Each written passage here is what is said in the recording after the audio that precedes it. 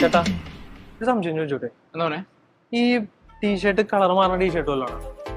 ഇത് ഞാൻ തന്നെ മാറി മാറി ഇടണം. എന്താണ് കാര്യം? എടാ, അതായത് അടുത്ത ഒരാഴ്ചത്തേക്ക് ഞാൻ ഉണ്ടാവില്ല.